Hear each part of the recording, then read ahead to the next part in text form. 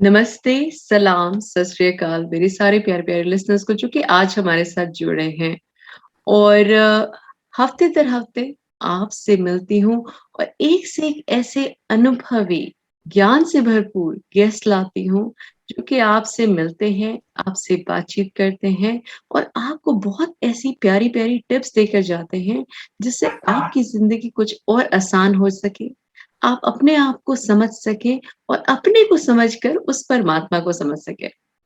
चलिए इसी सिलसिले को जारी रखते हुए आज हम मिलते हैं मुंबई से, सीधे मुंबई से एक बहुत ही भाग्यशाली और मैं कहूँगी बहुत ही सुलझे हुए स्पार्क विंग के प्रोफेसर से, जो कि एक्चुअली में अब आप पूछेंगे स्पार्क विंग क्या है? जो कि ब्रह्मा कुमारीज़ का स्पिरिचुअल एप्लीकेशन रिसर्च सेंटर जो कि इंडिया में है, उसमें आप फैकल्टी हैं। और आप जो है सिर्फ ब्रह्मा कुमारीज़ में ही नहीं, आप जो हैं एक सॉफ्टवेयर सीनियर सॉफ्टवेयर कंसल्टेंट हैं एंड सॉफ्टवेयर डेवलपर हैं और आप 25 साल से वर्कशॉप्स करवा रहे हैं, राजयोगा कोर्सेज़ करवा रहे हैं और ज्ञान का इतना विस्तार है आपके अंदर कि आप जो है उसको साइंस के साथ कैसे एक्सपेरिमेंट्स करके आप जो है उसको हमारे सामने लाते हैं और समझाते हैं व्यूअर्स को। वो एक जो चीज़ है brother that is very, very unique about you. So welcome Rajiv Bhai, Rajiv Gupta ji, all the way from India. Om Shanti. Om Shanti. Thank you so much for joining us today. आज radio मिर्ची 1310 AM की तरफ से आपका स्वागत है और thank you so much for giving us this precious time brother. Thank you. देखिए मैंने आपके ना बहुत प्रोग्राम्स देखे भी हैं और सुने भी हैं और मैंने देखा है कि आप ज़्यादातर जो है माइंड और ब्रेन को लेकर या थॉट्स को लेकर आप एक बहुत विस्तार से जो है आप बताते हैं और वो लेक्चर्स जो मैंने आपके सुने हैं that has helped me personally a lot and I think I wanted to bring that out in this show as well. So brother, I would start by asking you what is the difference between mind and a brain? इसमें हम कैसे differentiate करें, एक तो खुद को कैसे पहचानें और ये माइंड और ब्रेन क्या है, इस पे थोड़ा-सा आप प्लीज़ प्रकाश डालें? तो ये आपने बहुत ही अच्छा प्रश्न पूछा है ऐश्वर्या जी। मन और मस्तिष्क, माइंड या ब्रेन, इसमें बहुत से कम लोग इस अंतर को इतना डिफरेंशिएट कर पाते हैं। पर ये समझना बहुत जरूरी है, ब्रेन एक फिजिकल एंटिटी है, एक फिजिकल एंटी डिवाइस है, और माइंड जो है दैट इज मेटाफिजिकल। आपने अक्सर करके देखा होगा कि लोग कहते हैं कि भाई वो ब्रेन सर्जन है, माइंड सर्जन नहीं। सर्जरी जो है वो ब्रेन की जाती है, क्योंकि ब्रेन फिजिकल है, जिसे टच किया जा सकता है, ऑपरेट किया जा सकता है। माइंड को हम कोई फिजिकल वस्तुओं से ऑपरेट नहीं कर सकते हैं, क्योंकि माइंड जो है दैट इज मेटाफिजिकल, भौतिक वस्तुओं से परे है। तो ये it mind is quite subtle as compare to brain. In fact mind जो है वो ब्रेन को यूज करता है, और इसी माइंड को लोग अलग अलग नामों से जानते हैं। कई स्पिरिचुअलिटी में इसे कॉन्शियसनेस कहते हैं या चेतना कहते हैं, या साइकोलॉजी में भी लोग वर्ड यूज करते हैं चेतना या कॉन्शियसनेस। और क्या बताते हैं कि सनातन धर्म में आप देखेंगे कि लोग इसके लिए आत्मा शब्द यूज करते हैं। फिलहाल आज जब भी हम आत्मा शब्द सुनते हैं तो यंगस्टर्स के मन में कुछ अलग ही इमेज जो है आत्मा के बारे में पोर्ट्रे किया जाता है। सो नो, आत्मा आत्मा doesn't mean in that sense. तो चेतना, कॉन्शियसनेस, माइंड, आत्मा, लोगों ने इसको अलग अलग नामों से जाना है, जो कि सटल है, जो कि फिजिकल जरा भी नहीं है, ब्रेन से डिफरेंट है, लेकिन ब्रेन को कंट्रोल करती है। ठीक वैसे ही जैसे एक ऑपरेटर फिजिकल कंप्यूटर को ऑपरेट करता है, उसी प्रकार से ये कॉन्शियसनेस या चेतना जो है या मन जो है, माइंड, वो फिजिकल ब्रेन को कंट्रोल करता है। Okay, that is very interesting क्योंकि मैंने जब ये पहली बार ये कांसेप्ट सुना तो मुझे ऐसा लगा कि एकदम जैसे किसी ने हमारा जो अंडरस्टैंडिंग है ऑफ माइंड एंड ब्रेन ये थोड़ा-सा डिफरेंशिएट किया, वरना अभी तक एक ही चीज़ थी हमारे लिए। तो ये लेकिन ब्रदर ये माइंड जो है ये तो ऑटोमैटिकली चल रहा है, मतलब इस पे कोई कंट्रोल ही नहीं है। तो इसको कंट्रोल कैसे करें? अब जब ये समझ में आ गया कि ये 2 डिफरेंट चीज़ हैं, तो माइंड को कंट्रोल कैसे किया जाए क्योंकि वो ऑटोमेटिकली भाग रहा है? जी। ये आपने बिल्कुल सही कहा। आज हमें ऐसा लगता है कि माइंड जो है ऑटोमेटिक भाग रहा है, बट माइंड को हम कंट्रोल कर सकते हैं। ऑटोमेटिक भागना ये मन का स्वरूप नहीं। क्या होता है कि जैसे हैबिट्स के बारे में कहा जाता है, कहा जाता है कि पहले आदमी आदत को बनाता है, बाद में आदत आदमी को बनाती है। जी। तो आमतौर पे मनोविज्ञान में, साइकोलॉजी में माइंड को दो भागों में डिवाइड किया जाता है। Everybody is aware about that, conscious mind and subconscious mind. हुँ, सो हमने वेस्टफुल थिंकिंग का इतना ज्यादा वो माइंड को ऑटोमेट कर दिया है वेस्टफुल थिंकिंग में, कि ऐसे लगता है कि वो ऑटोमेशन मोड में है। जी, जबकि मेरा मन है जब चाहे तब मैं इसे कंट्रोल करूं। आज हम स्पार्क के रिसर्च विंग में, ब्रह्मा कुमारी का जो रिसर्च विंग स्पार्क है, हुँ, उसमें माइंड के ऊपर बहुत सारे एक्सपेरिमेंट्स किए जाते हैं, जिसमें हम अपनी स्व इच्छा से माइंड को कंट्रोल कर सकते हैं। और वो पूरा ईईजी मशीन्स के ऊपर उसकी पूरी रिकॉर्डिंग्स जो है दिखती हैं। तो ऐसे नहीं कि मन हमें चला रहा है, लेकिन हमें मन को चलाना चाहिए। लेकिन हमने अपनी आदतों को इतना रिपीटेटिव बना दिया है कि ऐसे mind is working in automation mode. ठीक राइट। वैसे ही जैसे आप कल्पना कर सकते हैं, एक होता है कि ड्राइवर कार को चला रहा है, हुँ, और दूसरा होता है कि कार ही ड्राइवर को चला रही है। तो हम सोच सकते हैं कि उस कार का क्या हश्र होगा जो ड्राइवर को चला रही है। तो आज हमारा स्टेट ऐसा हो गया है कि हमें लगता है कि माइंड ऑटोमेटिक चल रहा है। जी, ऑटोमेटिक नहीं चल रहा है, हम चला रहे हैं। लेकिन हमें फील ऐसे होता है कि वो ऑटोमेटिक चल रहा है। माइंड का एक फीचर होता है ऑटोमेशन मोड। तो हमने अपने मन को व्यर्थ संकल्पों में, वेस्टफुल थॉट्स में इतना ऑटोमेशन मोड की एक हैबिट बना दी है कि हमें लगता है कि it is happening automatically. No, it can be controlled. और ऐसी भी अवस्था आ जाती है कि मेरा मन जब चाहे तब मैं चलाऊं, जब चाहे तब मैं ना चलाऊं। ठीक उसी प्रकार से अगर मैं कहूं कि मेरा हाथ जो है ऑटोमेटिक चलने लगता है, अपने आप किसी का कोई सामान पकड़ लेता है रास्ते में चलते हुए, हाँ, अपने आप जो है किसी को मारने लगता है, तो कितना विचित्र सा लगेगा अगर एक जी, बात समझ लें। जी। और सच में कोई, तो आप स्वीकार करेंगे कि भाई मेरा हाथ जो है ऑटोमेटिक चल रहा है, अपने आप नहीं, किसी का गिरीबान भी पकड़ लेता है, अपने आप जो है किसी को मारने भी लगता है। बड़ा विचित्र सी ये घटना होगी। ये राइट, हाथ अलग है, मैं अलग हूँ। मेरा हाथ है, जब चाहे तब मैं इसे जितना देर चाहे कोई चीज पकड़ के रखूं, या जितना चाहे उतना मैं काम कराऊं। तो हम ये कभी नहीं कह सकते कि हाथ जो है मेरा ऑटोमेटिक चल रहा है। तो माइंड का भी ऐसा ही है कि माइंड ऑटोमेटिक नहीं चल रहा है। हमको लगता है कि ऑटोमेटिक चल रहा है, बट बेसिकली हम चला रहे हैं। कोई अंतर है? ये आपने इतने अच्छे से बताया कि हमारा माइंड हम चला रहे हैं। अब ये लेकिन चल तो रहा है, हमें समझ में आ रहा है कि हमारे आउट ऑफ कंट्रोल है माइंड। पहली बात तो कितनी थॉट्स इंसान एक दिन में सोच लेता है और किस-किस प्रकार की थॉट्स होती हैं? इसमें भी आप थोड़ा-सा प्रकाश डालें हमारे लिसनर्स के लिए तो बहुत अच्छा रहेगा प्लीज़। बहुत ही बढ़िया प्रश्न पूछा ऐश्वर्या जी आपने। मनोविज्ञान या साइकोलॉजी में अक्सर करके मान्यता है कि पूरे दिन में देखा गया है कि एक व्यक्ति के ऑन एन एवरेज, ऐसे कोई फिक्स नियम नहीं है, कम ज्यादा भी हो सकते हैं, बट ऑन एन एवरेज 70,000 से के आसपास तक थॉट्स आते हैं। 60 to 70,000। अगर मन बहुत अशांत है तो मात्रा ज्यादा भी हो सकती है, बट एवरेज हम 60 to 70,000 थॉट्स पर डे करते हैं। और उससे भी महत्वपूर्ण बात यह है कि केवल हम थॉट्स नहीं करते हैं, थॉट्स के साथ फीलिंग्स भी होती हैं। और इसीलिए हमें सतर्क होना चाहिए कि हम जिस प्रकार के थॉट्स प्रोड्यूस करते हैं, उसी प्रकार की नेचुरली फीलिंग भी क्रिएट होती है। तो थॉट्स और फीलिंग का आपस में बहुत गहरा कनेक्शन भी है। सो इसलिए पूरी दिनचर्या में हम लोग अक्सर करके कहते हैं कि माइंडफुलनेस कीजिए या मन को भागते हुए देखिए, लेकिन मैं समझता हूँ हमें दो चीज चेक करना चाहिए। What am I thinking and what am I feeling. Wow! क्या मैं ओके, सोच रहा हूँ और क्या मैं फील या महसूस कर रहा हूँ, ये दो चीजों पे हमारा ध्यान अवश्य जाना चाहिए। क्योंकि जिस प्रकार के हम थॉट्स करते हैं, उसी प्रकार की हम एक फीलिंग, एक मेंटल एनवायरनमेंट क्रिएट करते हैं। ये समझना बहुत ही जरूरी है। लेकिन आपने जैसे बताया कि कितने प्रकार के थॉट्स आते होंगे, तो यूजुअली ब्रह्मा कुमारीज में हम हर कोर्सेज में बताते हैं कि पूरे थॉट्स को अगर हम कैटेगराइज करें तो 4 कैटेगरी में कैटेगराइज करना चाहिए। ओके, और इसकी अंडरस्टैंडिंग हमें होना बहुत ही जरूरी है, क्योंकि अगर इसकी अवेयरनेस ही नहीं होगी तो क्या होगा, हम थॉट्स क्रिएट करेंगे और हमारे अंदर फीलिंग्स भी क्रिएट होगी, लेकिन हम समझ नहीं पाएंगे कि ऐसा क्यों हो रहा है मेरे साथ।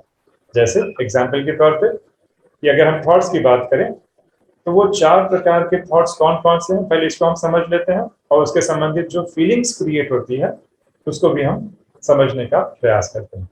जी, प्लीज़। तो फर्स्ट जो थॉट्स हैं, हुँ, वो है पॉजिटिव थॉट्स, जिसे हुँ, सकारात्मक विचार भी कहते हैं हिंदी में। ओके। दूसरा जो है नेगेटिव थॉट्स, हुँ, जिसको नकारात्मक विचार कहते हैं।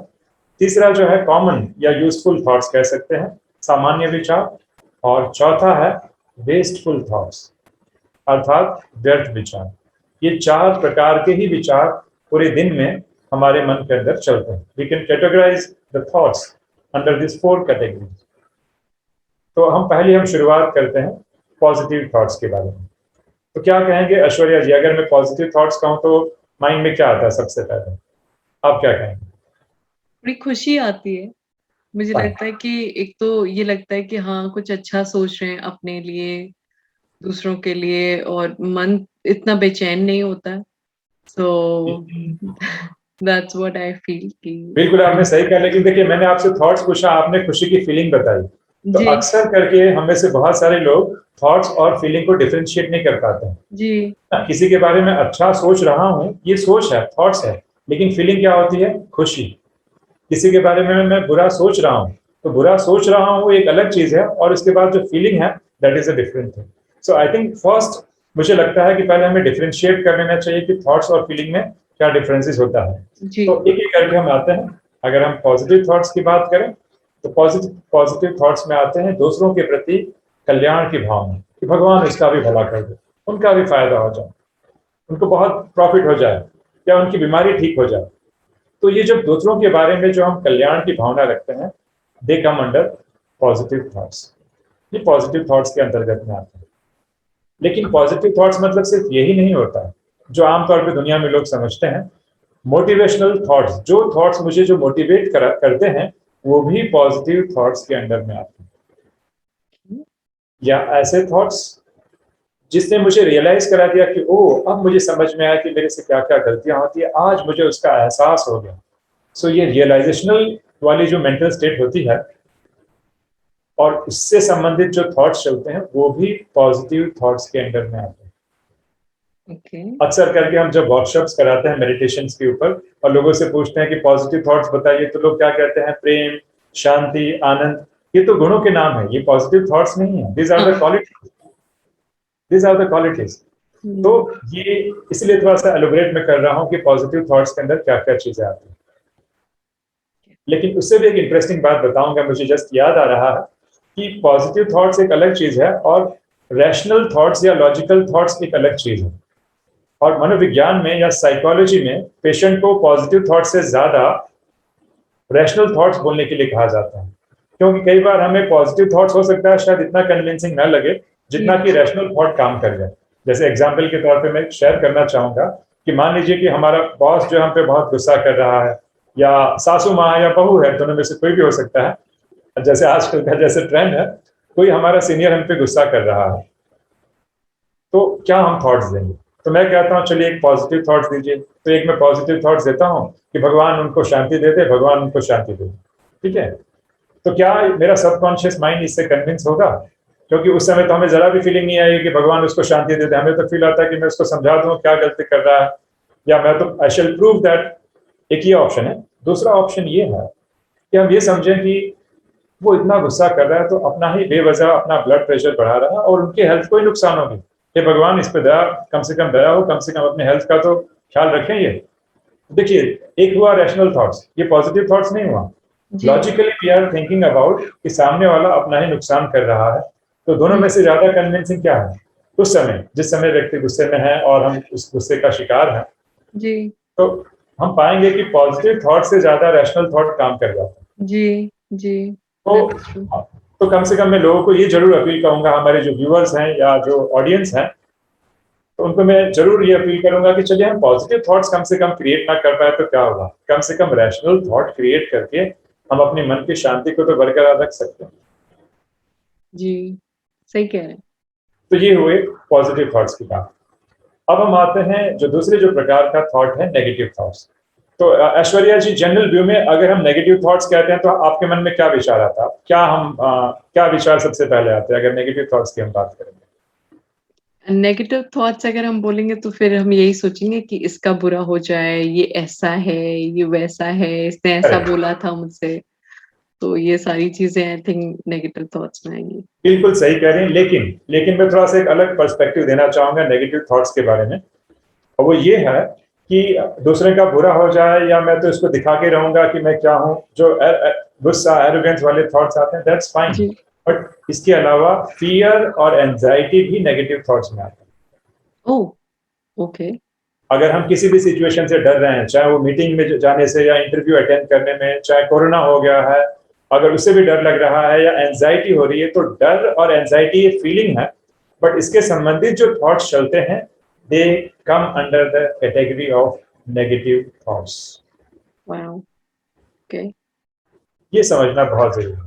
इसके अलावा तीसरा एक और मैं एंगल देना चाहूंगा नेगेटिव थॉट्स के बारे में, वो ये है कि दूसरों के बारे में हम बुरा सोच रहे हैं, उसे तो हम नेगेटिव कह देते हैं, लेकिन सेल्फ को के बारे में नेगेटिव सोचना भी नेगेटिव आता है। The best example is depression. Depression में व्यक्ति क्या करता है कि आई एम वर्थलेस, मेरी तो कुछ वैल्यू नहीं, मैं तो हूं ही ऐसा। अपने बारे में भी डिप्रेसिव जो थॉट्स आते हैं, that also comes under negative. इसीलिए ये अंतर समझना बहुत जरूरी है, इसलिए मैं सारे पॉइंट्स को एलिब्रेट कर रहा हूँ ताकि हमारे जो ऑडियंस हैं या हमारे जो दर्शक हैं उस चीज का लाभ ले सके और समझे कि मैं पूरे दिन में किस प्रकार के थॉट्स प्रोड्यूस करता हूँ, क्योंकि जैसे हम थॉट्स प्रोड्यूस करते हैं वैसा हमें फील होता है। जैसे हमने बताया कि पॉजिटिव थॉट्स जब हम प्रोड्यूस करते हैं तो हमें मोटिवेशन की फीलिंग आती है। So whenever I feel very peace, motivated, enthusiastic, समझना चाहिए पॉजिटिव थॉट्स की मात्रा मन में बहुत चल रही है, इट्स गुड। लेकिन आज मैं बहुत लो फील कर रहा हूँ, आज अच्छा नहीं लग रहा है, या एक लाइफ में एक सैडनेस बनी हुई है, एक वैक्यूम बना हुआ है, एक सेल्फ फुलफिलमेंट की फीलिंग नहीं आ रही है, थोड़ा डाउन फील कर रहा हूँ, दैट मीन्स मेरे नेगेटिव थॉट्स कहीं ना कहीं चल रहे हैं। तो फीलिंग के बेसिस पे हम इजीली पहचान सकते हैं कि what is the quality of thoughts my mind is producing. Right. तीसरा जो एक थॉट है जो तीसरी श्रेणी में आता है, दैट इज कॉमन या यूजफुल थॉट्स कह सकते हैं। ऑफिस जी। जाना है, काम करना है, डे टू डे हमारे जो वर्तमान प्रेजेंट टेंस में जो रूटीन के थॉट्स होते हैं, या ऑफिस में जाके हम कोई ना कोई क्रिएटिव थॉट्स करते हैं, वो भी यूजफुल या कॉमन थॉट्स के अंदर अंडर में ही आते हैं। लेकिन ये थॉट्स प्रोड्यूस करने के बाद हमें कोई बहुत नेगेटिव या बहुत पॉजिटिव वाली फीलिंग नहीं रहती, न्यूट्रल टाइप की फीलिंग रहती है, ऐसे कह सकते हैं। वो अलग बात है कि माइंड कभी न्यूट्रल स्टेट में नहीं रहता है, लेकिन फीलिंग बहुत ज्यादा मोटिवेशन भी नहीं और बहुत ज्यादा लो भी नहीं, एवरेज कह सकते हैं। और चौथा जो मोस्ट इंपॉर्टेंट थॉट्स हैं, जो जिसपे हमें बहुत ज्यादा गौर करना चाहिए, क्योंकि पूरे दिन में हम नेगेटिव थॉट्स हमको लगता है करते हैं, ऐसी बात नहीं है। चौथा जो थॉट्स है दैट इज वेस्टफुल थॉट्स। और वेस्टफुल थॉट्स वो होता है कि जिस समय हम जो काम कर रहे हैं वो ना सोचकर अन्य बातें हमारे दिमाग हमारे जो है कहीं ना कहीं मन में चल रही है, चाहे वो पास्ट की हो चाहे फ्यूचर की हो, that comes under wasteful thoughts. रास्ते पे जा रहे हैं तो हमने एक कार देखी है, कार के बारे में बहुत सारे थॉट्स चलने लगे, डे ड्रीमिंग स्टार्टेड। या ऑफिस में बैठे हैं, कल जो है मान लीजिए वाइफ से कुछ नोक झोंक हुई थी, अभी मैं ऑफिस का काम कर रहे हैं और वो सारी बातें याद आ रही हैं पास्ट की। So that comes under wasteful thoughts. और वेस्टफुल थॉट्स के सिर्फ दो ही डोमेन होते हैं, या तो फ्यूचर के बारे में चिंता करना, या तो पास्ट के गड़े मुर्दे उखाड़ कर या पास्ट के सिचुएशंस को याद कर करके उस प्रकार से सैड फील करना या एंग्री फील करना। तो ये पूरी जो दुनिया में जितने भी जो टाइप के मेडिटेशन चल रहे हैं या जो लोग माइंडफुलनेस मेडिटेशन करते हैं, तो उसमें लोग क्या करते हैं, ये वेस्टफुल थॉट्स को ही क्या करते हैं, कहीं ना कहीं प्रेजेंट मोमेंट में लाने की कोशिश करते हैं, वर्तमान में टिकाने की कोशिश करते हैं। तो इस प्रकार से ये अंतर होता है। लेकिन ये नहीं कह रहा हूँ कि अगर हम ऑफिस में प्लानिंग कर रहे हैं तो ये वेस्ट, फ्यूचर के बारे में सोच रहा हूँ तो ये वेस्टफुल थॉट्स है। फ्यूचर के बारे में सोचना वेस्टफुल थॉट्स नहीं है, लेकिन जिस समय आवश्यक नहीं है उस समय भी मेरी प्लानिंग चालू है, that comes under wasteful thoughts. और उसको लेकर बहुत लोगों को जैसे एंग्जायटी हो जाती है ब्रदर, बहुत ज़्यादा फ़ियर भी आ जाता है। जैसे अब ये कोरोना का क्या होगा, या मेरा बच्चा कहीं सिक ना हो जाए या मैं कहीं सिक ना हो जाऊँ। तो ये जो एक जिसे कहना चाहिए, ये जो फ़ियर और एंग्जायटी है, ये सब क्यों इतनी नेगेटिव थॉट्स हमें आ रही हैं? इसका कारण क्या है? क्या चीज़ है जो हमारे को इतना नेगेटिव सोचने में मजबूर कर देता है? ये बहुत ही, मैं कहूँगा ये आपका ही नहीं सबका ये प्रश्न है कि क्यों ऐसा ये फियर और एंजाइटी आ जाती है। एक तरफ तो कहते हैं कि भाई मन मेरा है, मेरे कंट्रोल में है, और दूसरी तरफ हम देख रहे हैं कि ऑटोमेशन मोड में भी जा रहा है। लोग बार बार माइंड जो फ्यूचर में जा रहा है उसको प्रेजेंट में लाने की कोशिश कर रहे हैं। आजकल दुनिया में एक पूरी होड़ सी लगी है कि लोग माइंडफुलनेस मेडिटेशन भी प्रैक्टिस कर रहे हैं, जी। और लोग आते जाते विचारों को देखते हैं, लेकिन कोई ये प्रश्न नहीं कर रहा है कि आखिर ये विचार ना चाहते भी क्यों पास्ट में ले जा रहा है, क्यों जी। फ्यूचर में ले जा रहा है, फ्यूचर में ले जा रहा है, और कौन सी वो पावर है जो काम कर रही है। हाँ। क्योंकि न्यूटन का एक फेमस लॉ है, लॉ ऑफ मोशन, जो बताता है कि जो चीज जहां पे है वहीं पे रहनी चाहिए। अगर कोई चीज स्थिर है तो हमेशा के लिए स्थिर रहेगी, कोई गतिमान है तो हमेशा के लिए गतिमान रहेगी।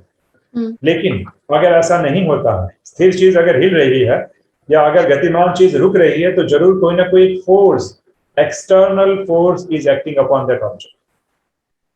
ओके। ठीक उसी प्रकार मेरा मन है, मैं उसे एकाग्र करता हूं, लेकिन वो एकाग्र नहीं हो रहा है, फियर और चिंता प्रोड्यूस कर रहा है। मतलब जरूर कोई फोर्स है जो काम कर रही है, जिसका हम में से बहुतों को अवेयरनेस नहीं है। And that force is nothing but the force of vices, या हमारे जो 5 विकार जो होते हैं उसकी वो नेगेटिव एनर्जी है जो हमें कहीं ना कहीं उद्वेलित करती है, हम मन को भटकाने में। तो सनातन धर्म में इसे 5 विकार कहा गया है। अन्य धर्मों में लोग इसे सैतान कहते हैं, या शैतान, अलग अलग नामों से कहा गया है 5 विकारों पे, या इविल कहा गया है क्रिश्चियनिटी में। तो ये 5 विकार हैं जो हमें फोर्स करते हैं। और 5 विकार कौन कौन से हैं? अगर एक बार मैं एलिब्रेट करूं तो काम, क्रोध, लोभ, मोह और अहंकार। काम मतलब हुआ लस्ट, क्रोध मतलब एंगर, लोभ मतलब हुआ ग्रीड, और अहंकार मतलब ईगो, और मोह मतलब अटैचमेंट। तो ये 5 बीमारियां कहें, वाइसिस कहें, या 5 भूत कहें, जो या नेगेटिव एनर्जी कहें, जो मन को स्थिर होने नहीं देते हैं, और हमें जो है मन को ऐसे नाच नचाते हैं कि मन बेचारा परेशान हो जाता है, एकदम हम थक जाते हैं। हम चाहते नहीं हैं लेकिन फिर भी थॉट्स आते हैं। अगर देखा होगा ऐश्वर्या जी, सबसे ज्यादा हम पूरे दिन में नेगेटिव थॉट्स कम करते हैं, नेगेटिव थॉट्स से भी ज्यादा वेस्टफुल थॉट्स करते हैं। और जितना हम वेस्टफुल थॉट्स करते हैं, वेस्टफुल थॉट्स हमारे एनर्जी को ड्रैग करता है। And how do we feel after wasteful thoughts? Wasteful thought कर लेने के बाद हमें कुछ सुख और शांति का अनुभव नहीं होता। एक मन में कहीं ना कहीं डिससेटिस्फेक्शन, असंतोष, खाली खाली, अकेला अकेला, एक अलग प्रकार की फीलिंग आती है। सो जिस प्रकार का हमने थॉट्स प्रोड्यूस किया, उस टाइप का फीलिंग हम करंट में एक्सपीरियंस कर रहे हैं। ये बिल्कुल एक नेचुरल लॉ की तरह चलता है। तो ये 5 विकार ही हैं जो मन को उद्वेलित करते हैं, मन को भटकाते हैं। और अगर इसको हमने ठीक नहीं किया, है ना, जैसे अगर हम देखते हैं कि हमारे कंप्यूटर में वायरस आ जाता है सॉफ्टवेयर में, तो हम कहीं ना कहीं एंटीवायरस लाते हैं, क्योंकि आज नहीं तो कल वो कुछ नेगेटिव उसके सिम्टम्स दिखते हैं। तो यहाँ पे भी वही हो रहा है कि अगर हमने इस माइंड में, जो हमारा माइंड है जो वायरस से इन्फेक्ट हो चुका है, 5 वायरसेस से इन्फेक्ट हो चुका है, अगर इसको क्लीन नहीं किया गया तो आगे जाके इसके बहुत दुष्परिणाम पा रहे हैं। और हम देख रहे हैं कि इसका इफेक्ट, माइंड सॉफ्टवेयर है लेकिन इसका इम्पैक्ट हार्डवेयर पे भी आता है, अर्थात ब्रेन पे भी आता है। क्योंकि ब्रेन में जो है जो हमारा प्यूटिटरी ग्लैंड है या एंडोक्राइन सिस्टम है, वो इन्फेक्ट होता है, वो इससे इफेक्ट होता है, और पूरी बॉडी की जो बैलेंस है, संतुलन है, वो उसको बिगाड़ देता है, और बहुत सारे रोगों की शुरुआत हो जाती है। फिजिकल रोग और मानसिक रोग, या ब्रेन स्पेसिफिक रोग, दोनों का कारण ये 5 विकारी है, जिसके कारण हम सभी परेशान हैं। तो ब्रदर, एक चीज आपसे पूछनी थी। आपने बोला अभी कि काम, क्रोध, लोभ। अब ये तो सीधे सीधे समझ में आता ही है कि काम, क्रोध, लोभ तो है ही शैतान, और मतलब ये वाकई ही नेगेटिव है। लेकिन ये मोह एक जो होता है, जो हमारे को दूसरों से प्यार करना सिखाता है, या जो अटैचमेंट वाली फीलिंग होती है दूसरों से, तो isn't that a good feeling? I mean, why is it considered to be a विकार? Why is it considered to be, और कैसे नेगेटिव कैसे इम्पैक्ट कर रहा है? तो आप प्लीज जी, बिल्कुल ही ठीक है आपने ऐश्वर्या जी। हम में से बहुत सारे लोग समझते हैं किसी से प्यार करना, या जैसे यंगस्टर्स किसी को प्यार करने लगते हैं, बोलते हैं विकार को थोड़ी है। लोग तो कहते हैं गॉड इज लव, है ना। और लोग बड़ी बड़ी लैला मजनू की कहानियां भी बताते हैं कि भाई उनका बहुत डिवाइन लव था। लोग ऐसे भी बातें करते हैं। अब प्रश्न उठता है कि क्या उनमें अटैचमेंट था, इज अटैचमेंट अ वाइस, क्या कहेंगे? तो मैं, ये देखिए कितनी आश्चर्य की बात है। सोचिए कि कोई हमारा दुश्मन हो और इस प्रकार से रूप बदल के आए कि वो दुश्मन ना लगे, लेकिन दुश्मन के बदले दोस्त लगे और हमसे दोस्तों जैसा व्यवहार करे। तो आप सोच सकते हैं कि हमारा भविष्य कहाँ पर पहुंचेगा, हम कहाँ पे लैंड होंगे। आज यही बात मोह और अटैचमेंट के लिए भी लागू होती है कि attachment and love, these are two different qualities. प्यार और मोह दोनों में जमीन आसमान का अंतर है। लोग कहते हैं कि भाई ये मोह में अंधा हो गया। धृतराष्ट्र को क्या हो गया था? महाभारत में बताते हैं कि धृतराष्ट्र को दुर्योधन से प्यार नहीं था, ही वॉज अटैच्ड। अगर प्यार होता तो महाभारत होती नहीं। जी। तो क्या अंतर है, एक एक करके अंतर को हम समझते हैं। पहली बात, मोह या अटैचमेंट को एक विकार कहा गया, एक वाइस, नेगेटिव क्वालिटी कही गई है। लव इज अ डिवाइन और पॉजिटिव क्वालिटी। पहला डिफरेंस, लव जो होता है दैट इज अनकंडीशनल, लेकिन अटैचमेंट में क्या होता है, कंडीशन होती है, खुद का स्वार्थ होता है। अटैचमेंट में स्वार्थ छिपा रहता है, लेकिन लव जो होता है वो निस्वार्थ होता है। लव में व्यक्ति सामने वाले के लिए कुर्बान जाता है, सेक्रीफाइसेस पे सेक्रीफाइस करेगा, लेकिन अटैचमेंट कभी भी सेक्रीफाइस करने के लिए तैयार नहीं है। वो बोलेगा पहले मैं। ये समझना जरूरी है।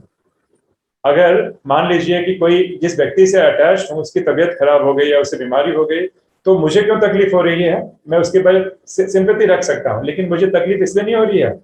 मुझे तकलीफ इसलिए ज्यादा हो रही है कि जब वो चला जाएगा तो मेरा क्या होगा। मेरा सिर्फ स्टिल हम अपने बारे में ही सोच रहे हैं, उसके बारे में नहीं सोच रहे हैं, अपनी खुशी के बारे में सोच रहे हैं। लेकिन बाहर वाला व्यक्ति क्या सोचेगा, ये तो बहुत आंसू बहा रहे हैं, ये रियली लव्स दैट गाय, या उसको बहुत ही अच्छा पसंद करते हैं, बट रियलिटी कुछ और है।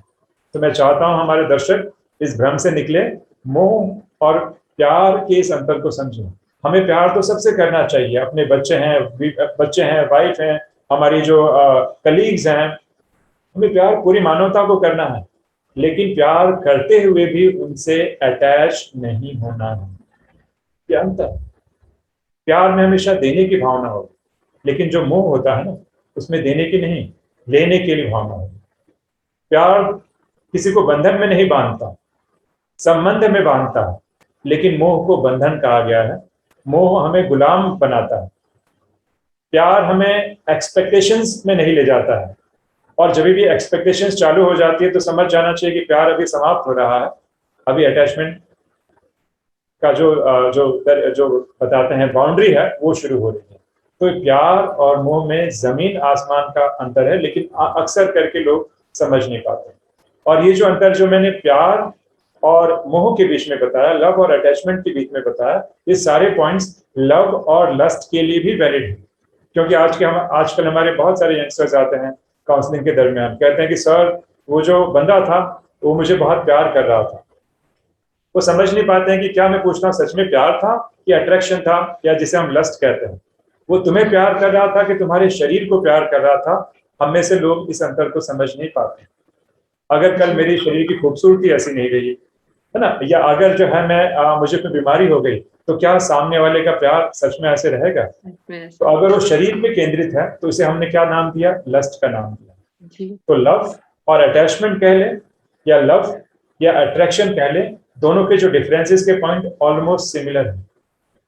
तो ये अंतर है प्यार और अटैचमेंट। तो इसीलिए मैं चाहूंगा कि हम चेक करें कि हम अपने बच्चों को, या जिससे भी हम कहीं ना कहीं इमोशनली कनेक्टेड हैं, क्या हम उनसे प्यार कर रहे हैं, कि क्या हमारा अटैचमेंट है। कहीं ऐसे तो नहीं कि उनकी जब क्वालिटीज चली जाएंगी, उनमें वो क्वालिटीज नहीं रहेंगी, तो हमारे कहीं ना कहीं हमारे स्नेह में अंतर आ जाएगा। अगर अंतर आ रहा है तो समझ जाइए कि हमारा प्यार नहीं था, हमने कोई ना कोई कंडीशंस बना के रखी थी, वो कंडीशन फुलफिल नहीं हो रही है, तो हमारा प्यार भी समाप्त हो गया। प्यार समाप्त नहीं हुआ, मोह समाप्त, अट्रैक्शन समाप्त हुआ। तो दोनों में काफी अंतर है, love and attachment. Wow. I'm speechless right now because this is such a in-depth analysis of attraction या attachment का आपने बताया है। और आपने बीच में एक चीज कही थी कि स्टेजेस होती हैं। तो मैं ये समझना चाहती हूँ कि ये स्टेजेस हमें पता कैसे चले और क्या स्टेजेस होती हैं पहली बात तो? So if you can help us understand that those stages, that would be great, brother. बहुत ही अच्छी बात बताई आपने ऐश्वर्या जी। पहले तो हमें ये समझना चाहिए स्टेजेस के पहले कि कैसे मालूम पड़े कि सामने वाले में सच में हमारा अटैचमेंट है कि नहीं है, उसके सिम्टम्स क्या होंगे। Do we have any machine या कोई ऐसे डिवाइस है जिससे हम चेक कर सके। तो पहले मैं आपको एक बहुत important I will call it as a thermometer जिससे हम मेजर करते हैं बुखार को, वैसे ही मैं आप अपने व्यूअर्स को या जो अपने हमारे जो दर्शक हैं उनको मैं एक डिवाइस देना चाहूंगा, एक बहुत ही इंपॉर्टेंट रूल। इसके बेसिस पे हम जान सकते हैं कि सामने वाले से सच में हम अटैच्ड हैं कि लव करते हैं। एक बहुत ही इंपॉर्टेंट टूल है और वो एक फॉर्मूला के ऊपर बेस्ड है। वो ये है कि जहां पे भी अटैचमेंट होगा वहां पे दो चीजें हमेशा के लिए रहेंगी, और वो है फियर और एंजाइटी, अर्थात डर और चिंता। ब्रह्मा कुमारीज में कहा जाता है पवित्रता सुख शांति की जननी है।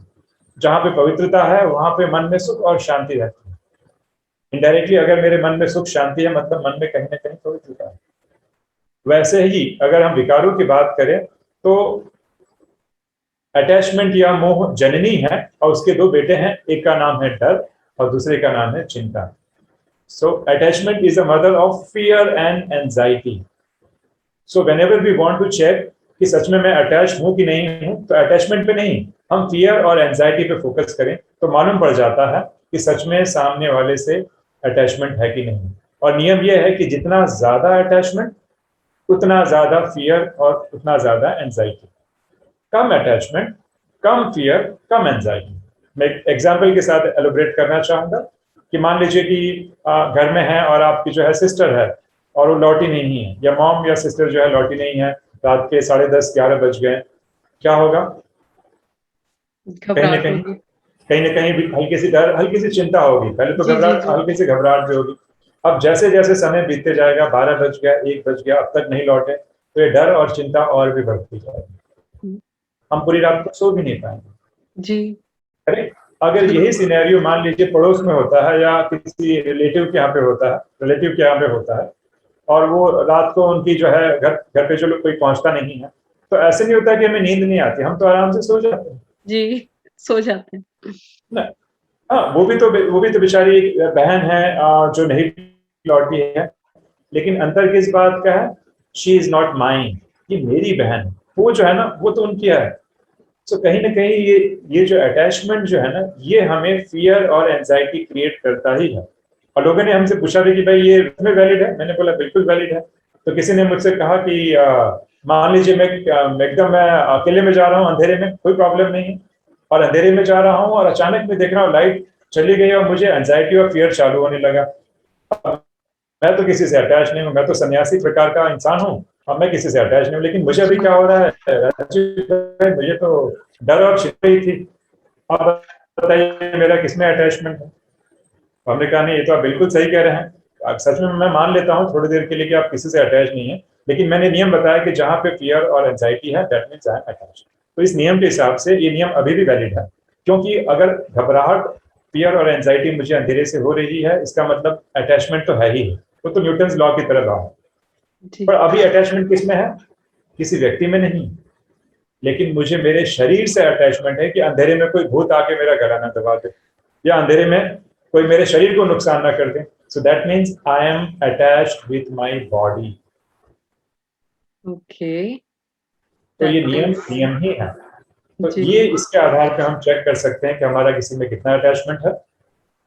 Intensity of fear and anxiety will make everything clear, how much you are attached with others. एक तो ये हुआ, नियम कभी हमें भूलना नहीं है जी।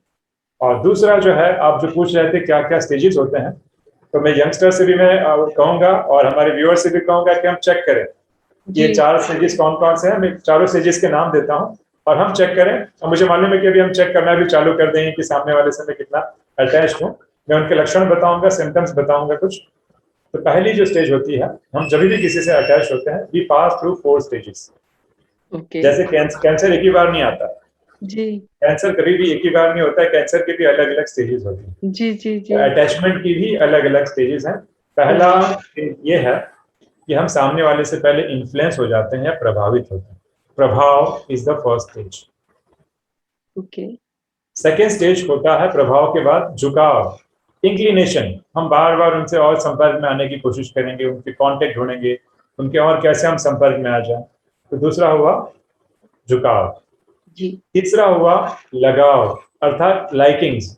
उनके साथ ही मुझे जाना है, उनके साथ बैठना मुझे अच्छा लगता है, उनके साथ बार बार बातें करना मुझे अच्छा लगता है। जब उनका फोन नहीं आता है तो मैं बेचैन हो जाता हूँ। तो ये क्या हुआ? अगर हमें सामने वाला अच्छा लगना, दिस इज अ की वर्ड। ओके। अच्छा लगना मतलब कहीं ना कहीं अभी लगाव के स्टेज में हम आ चुके हैं। जी। और चौथा जो फाइनल स्टेज होता है दैट इज अटैचमेंट, मोह, जी। जिसमें क्या होता है कि मैं कहता हूँ ब्लाइंडनेस इफेक्ट। हम्म। लोग कहते हैं ना कि भाई ये मोह में अंधा हो चुका है। प्यार में अंधा नहीं होता है बेसिकली। लोग कहते हैं प्यार में अंधा, ये गलत शब्द है।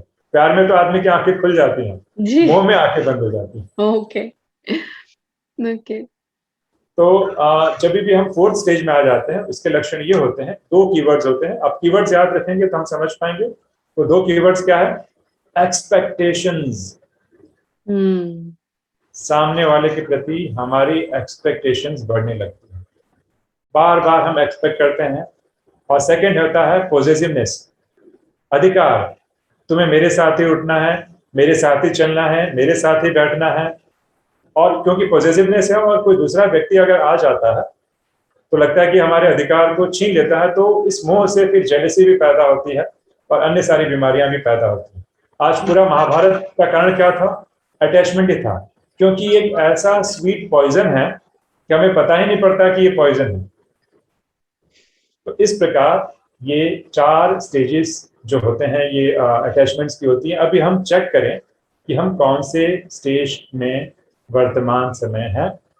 और अगर हमने चेक नहीं किया तो ऑटोमेटिकली हम, जैसे कैंसर को अगर हम चेक नहीं करते हैं तो फर्स्ट, सेकेंड, थर्ड ऐसे स्टेजेस में जाता है। अटैचमेंट भी ऐसे स्टेजेस में जाता है और छूटता भी स्टेजेस में ही है, एक ही बार नहीं छूटता। Wow, this is so powerful जो आज आपने शेयर किया है हमारे साथ ब्रदर। दिस इज सो, पहले तो कहूंगी इन डेप्थ आपने माइंड ब्रेन का जो डिफरेंस बताया और थॉट्स के जो बताए, और उसके बाद 4 तरीके के थॉट्स, उसके बाद आपने हमारे को जो ये वाइसेस बताया, उसमें से भी जो ये मोह की जो स्टेजेस बताई हैं, आई एम सिंपली थिंकिंग कि अब मैं जाके चेक करूं, अपने हर एक रिश्ते में चेक करूं। ये जो एक आपने बहुत स्वीट सा मापदंड दिया है हमारे को कि एंजाइटी और फियर जो है आ जाएगा जहां पे भी मोह होगा हमारा। तो भाई जी, जो आपने ये बात बताई है कि ठीक है, आपने मापदंड बता दिया हमारे को, आपने समझा दिया डिफरेंस क्या है। अब आप हमारे लिसनर्स को प्लीज एक सोल्यूशन भी बता दें कि ये कैसे उस चीज को रिप्लेस करें। अटैचमेंट है और फियर एंजाइटी जो भी है, उसको एक कोई सोल्यूशन हमारे को अगर मिलेगा तो हम उस पर वर्क कर पाएंगे। बिल्कुल आपने सही बताया कि ऐसे तो गीता में भी इसके सॉल्यूशंस हैं। अगर हम देखते हैं कि अगर हम मोह पर सच में विजय प्राप्त करना चाहते हैं तो वैराग्य एक बहुत बड़ी तलवार है जो इस मोह को काट सकती है। वैराग्य, डिटैचमेंट। पर आखिर वैराग्य आए कैसे, या कैसे हम मोह से मुक्त हों? तो हमें इस पे कहीं ना कहीं दोनों लेवल पे काम करना पड़ेगा। कॉन्शियस लेवल पे भी काम करना पड़ेगा और सब कॉन्शियस लेवल पे भी काम करना पड़ेगा। तब हमारा एक होलिस्टिक चेंज जो है हो पाएगा। केवल एक पे काम करेंगे तो नहीं होगा। तो मोह पर विजय पाने का तो एक तरीका ये होता है, या तो सामने वाले से हमें धोखा मिले, क्योंकि जब धोखा मिलता है तब हमें रियलाइज होता है कि व्हाट इज लाइफ। तब हमें वो ब्रह्म ज्ञान प्राप्त होता है। हमारे अंदर हमारे जो ज्ञान चक्षु या विजडम की जो आंखें हैं खुल जाती हैं। एक तो तरीका ये होता है कि सामने वाला जब हमें धोखा देता है तब तक तो हम कहीं ना कहीं ब्लाइंडनेस इफेक्ट में रहते हैं। अब इसके लिए तो हम वेट नहीं कर सकते हैं।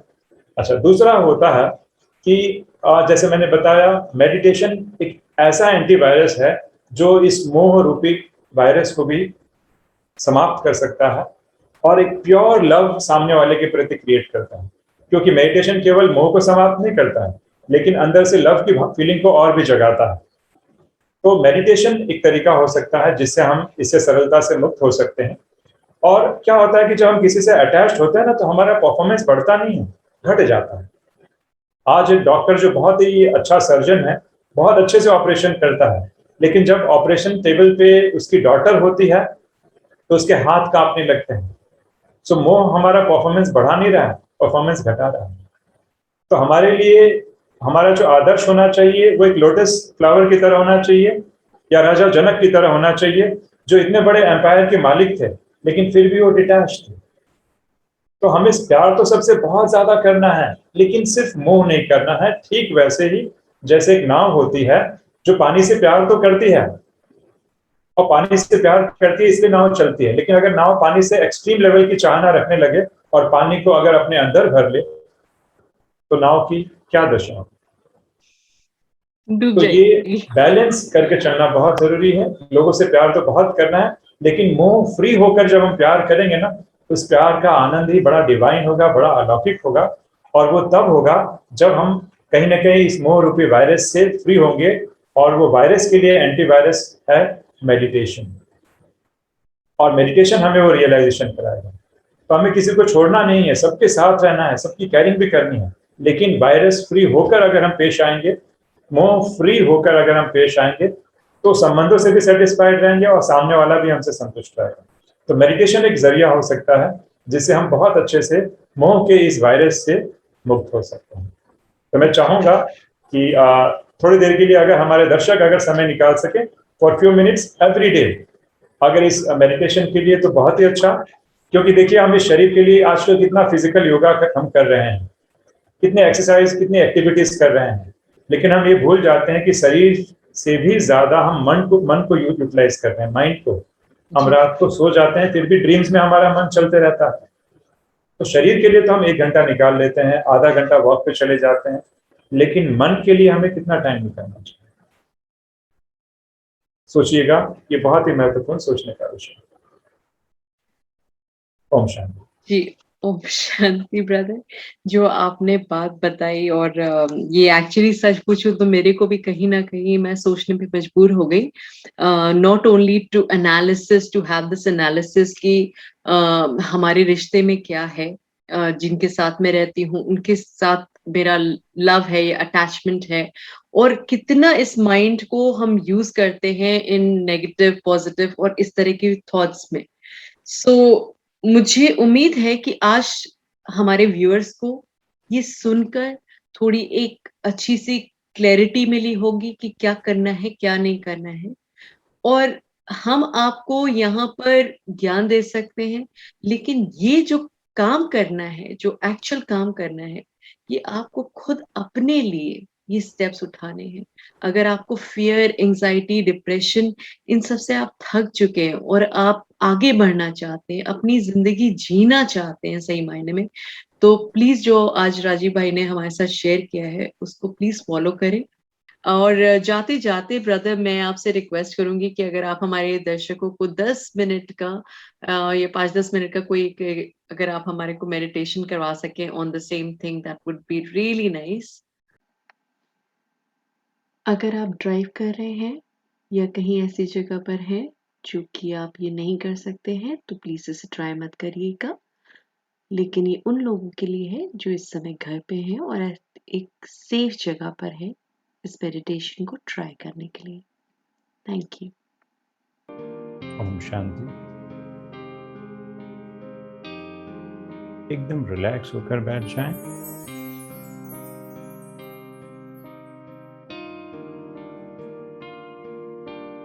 एकदम रिलैक्स्ड सीधे बैठें।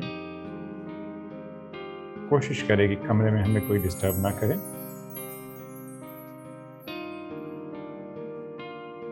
आंखें बंद कर सकते हैं, अगर कंफर्टेबल हैं तो आंखें बंद कर सकते हैं, या आंखें खोलकर जैसे हमें कंफर्टेबल लगे आंखें बंद करें, तो अनुभव अच्छे होते हैं।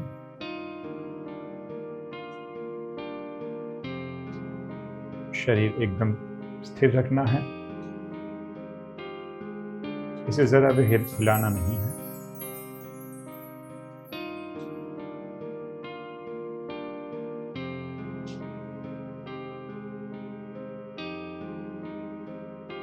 तीन गहरी सांसें लेंगे।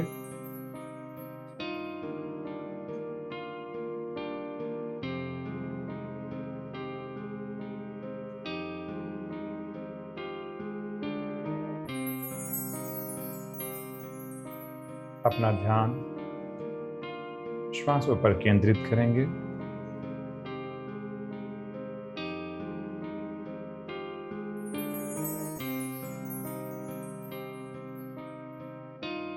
जैसे जैसे मेरा ध्यान श्वासों पर केंद्रित होते जा रहा है, मेरा मन एकदम रिलैक्स होते जा रहा है, एकदम रिलैक्स्ड।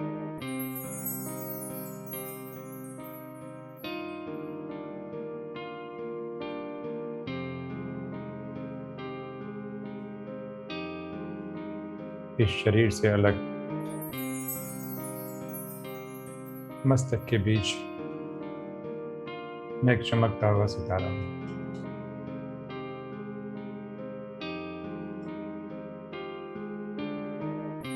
और मेरा मन एकदम रिलैक्स होते जा रहा है।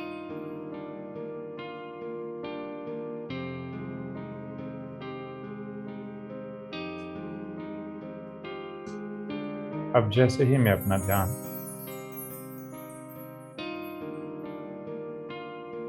श्वासों की तरफ फोकस करता हूं,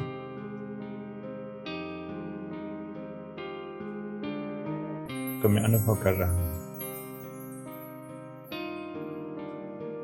कि यह शरीर भी जैसे शांत और शिथिल होते जा रहा है, एकदम रिलैक्स होते जा रहा है।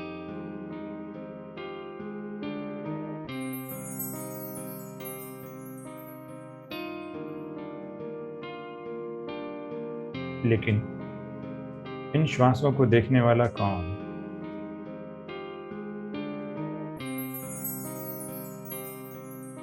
इस शरीर को भी देखने वाला कौन?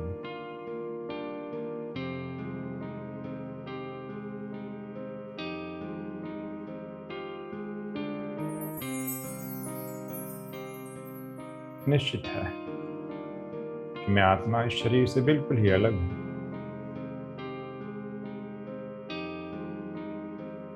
मस्तक के बीच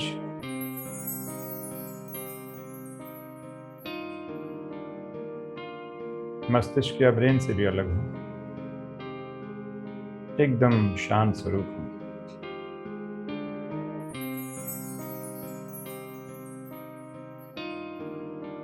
अब जैसे ही मेरा ध्यान दोनों हाथों की तरफ जाएगा, दोनों हाथ एकदम रिलैक्स्ड होते जाएंगे, एकदम रिलैक्स्ड।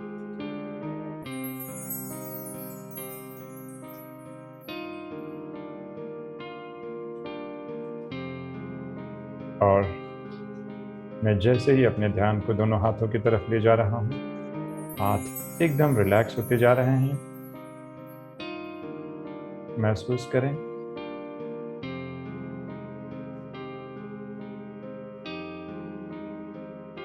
हाथों की उंगलियां भी एकदम रिलैक्स्ड। फील दैट, महसूस करें।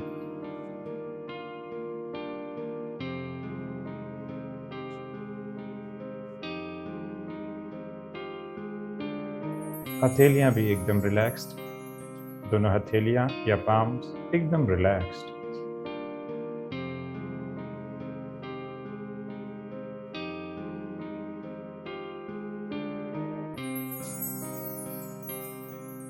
कलाई या एल्बोस वे भी एकदम रिलैक्स होते जा रहे हैं।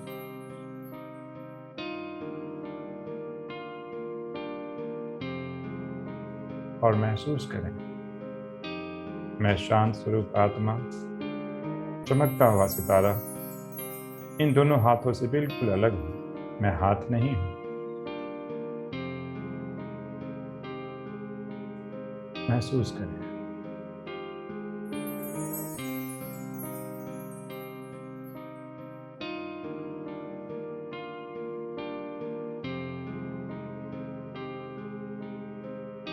शरीर में स्थूल हाथ होते भी हाथ ना होने का आभास सा हो रहा है।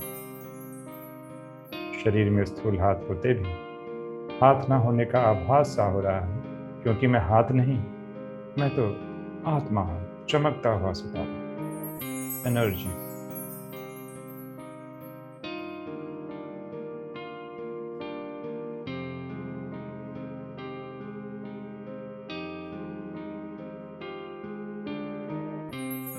अब मैं जैसे ही अपने ध्यान को दोनों पैरों की तरफ ले जाऊंगा, मेरे दोनों पैर एकदम रिलैक्स होते जाएंगे।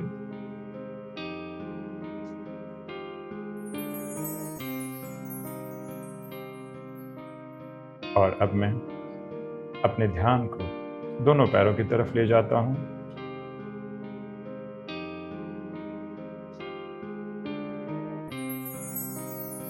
महसूस करें पैरों की उंगलियां एकदम रिलैक्स्ड, एकदम रिलैक्स्ड।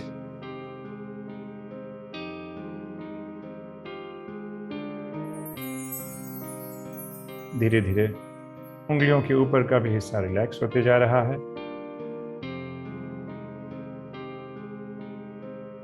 एकदम स्थिर और रिलैक्स्ड।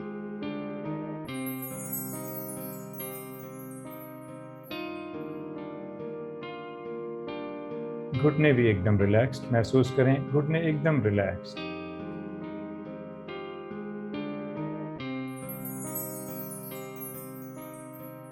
घुटने का ऊपरी हिस्सा भी एकदम रिलैक्स्ड।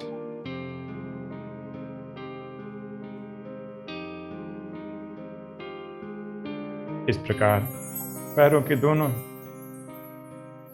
हिस्से एकदम रिलैक्स हो चुके हैं और शरीर में स्थूल पैर होते भी उनके ना होने का आभास सा हो रहा है, क्योंकि मैं आत्मा इन दोनों पैरों से बिल्कुल अलग हूँ, डिफरेंट हूँ।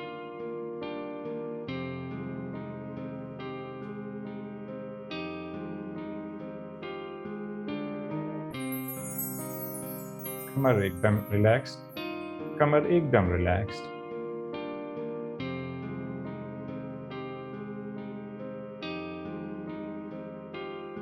कमर के आसपास के हिस्से भी एकदम रिलैक्स्ड, महसूस करें।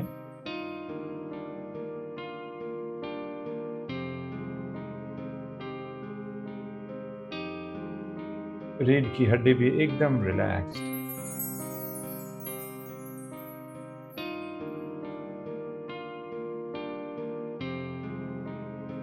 रीढ़ की हड्डी का एक एक मणका एकदम रिलैक्स्ड हो चुका है, महसूस करें।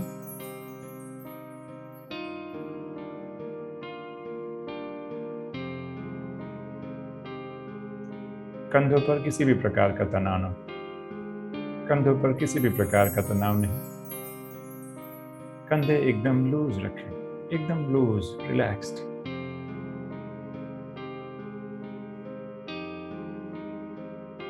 मैं तो शरीर से अलग आत्मा हूं, तो मैंने कंधे को क्यों पकड़ के रखा है? कंधे एकदम रिलैक्स्ड।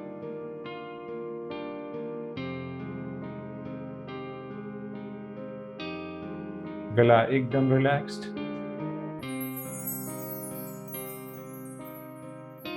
चेहरा भी एकदम रिलैक्स्ड।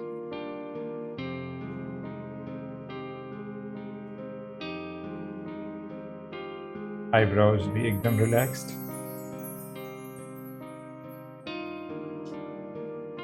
दोनों गाल एकदम रिलैक्स्ड।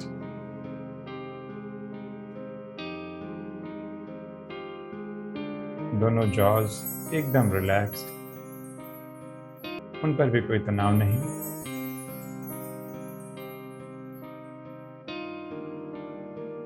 लेकिन इस शरीर से भिन्न कौन है जो एक एक हिस्से को रिलैक्स करवा रहा है?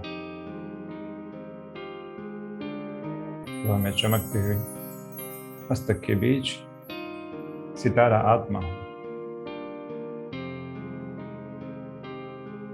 और मेरा मन एकदम रिलैक्स हो चुका है।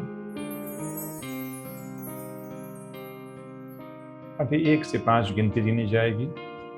जैसे जैसे गिनती बढ़ेगी, मुझ आत्मा के अंदर निहित शांति और भी इमर्ज होगी और मेरा मन एकदम शांत होते जाएगा। ऐसा मैं पूर्ण प्रयास करूंगा। 1, मेरा मन एकदम रिलैक्स हो चुका है।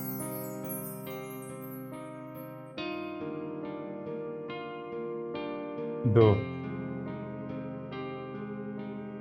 मेरा मन एकदम शांत हो चुका है। तो शांति को और भी इमर्ज कर।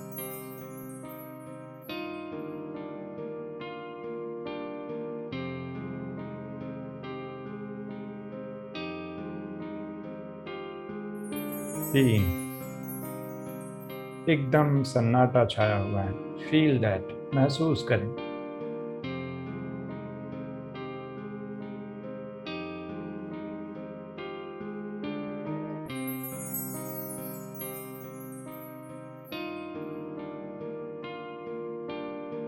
4 और भी गहन शांति, जस्ट फील दैट।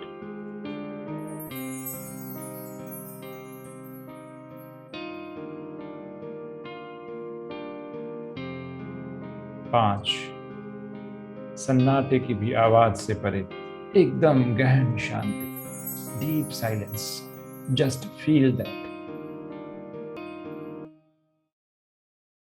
अगर आपका कोई सवाल है, कोई कंसर्न है, कोई प्रॉब्लम है, तो प्लीज आप हमें लिख सकते हैं। हमारा ईमेल आईडी है ashi@radiomirchi1310.com पर, या फिर आप कॉल करें, टेक्स्ट करें।